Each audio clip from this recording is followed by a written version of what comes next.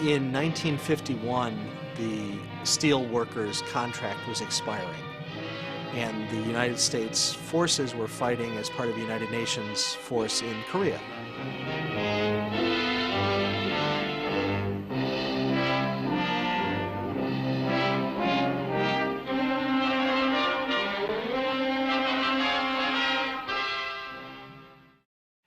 The steel industry was an important part of the armaments that were supporting those troops in the field. So the prospect of a strike that would shut down steel production during a war was a gravely serious issue.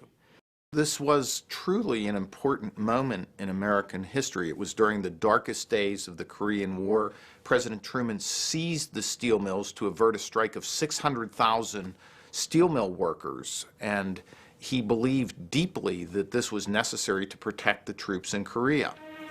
With American troops facing the enemy on the field of battle, I would not be living up to my oath of office if I failed to do whatever is required to provide them with weapons and ammunition they need for their survival.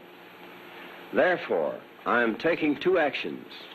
First, I am directing the Secretary of Commerce to take possession of the steel mills and to keep them operating. The steel companies file a lawsuit claiming this is private property. It belongs to us, not the government.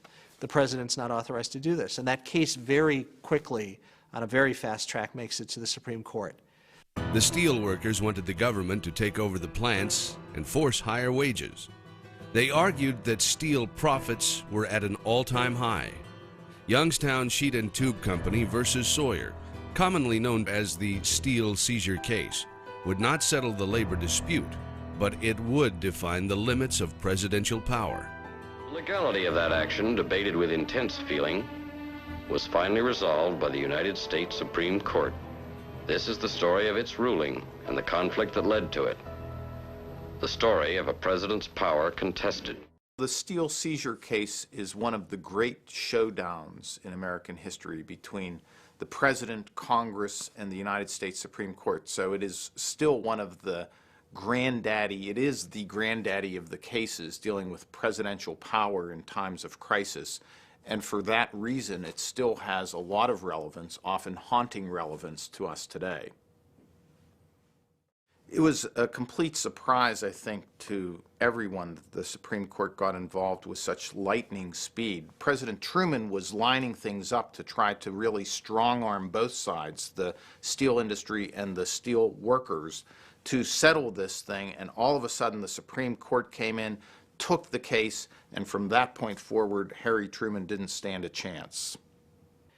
The court rules against Truman 6-3, and the opinion includes a lot of sophisticated discussion about executive power. It was a stunning rebuke to President Truman in the waning days of his presidency. He was already becoming unpopular, and this was the final kick by the Supreme Court, a 6-3 decision that made very clear that he had exceeded his power as president. Although the majority opinion was written by Justice Black, the most important opinion in the steel seizure case was written by Justice Robert Jackson, who authored a concurrence that explained what the president's powers really are.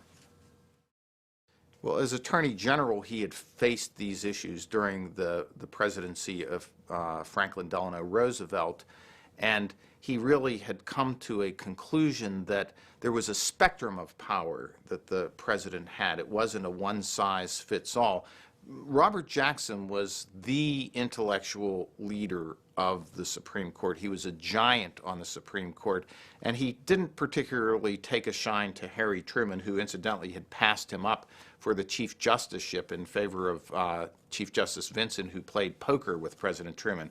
So he didn't suffer fools lightly, and I don't think that he had the highest regard for Harry Truman, so he told it like it was as well.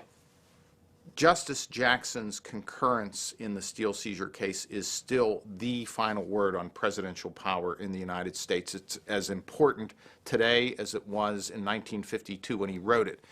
He explained that there was a spectrum of powers when it came to the president's power under the Constitution, and he broke it down into 3 levels. So the president's power was at its zenith, the highest, when he was acting with the approval of Congress. It was in a zone of twilight in the middle when Congress hadn't spoken, but it was at its low point when he was acting without the approval, with the express disapproval of Congress. President Truman was not happy at all with the Supreme Court's decision. He was stunned by it. One of his aides, Ken Heckler, later told me that there was blue smoke coming out of the White House for days after that decision came down. It was very uncomfortable, and shortly after that, Justice Black hosted a dinner party for all the justices and the president at his home. And the story is that President Truman turned to him and said, "I don't think much of your decisions, but I like your bourbon pretty well."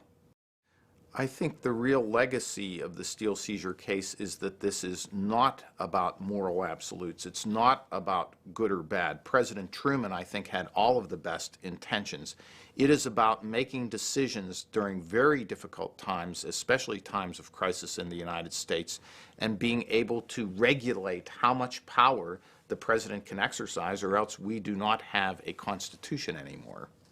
In hard times, in real security challenge times like our own, those president alone, president with Congress questions continue to be prominent. And Jackson's opinion, Jackson's sophisticated discussion really is the benchmark now for thinking about those issues.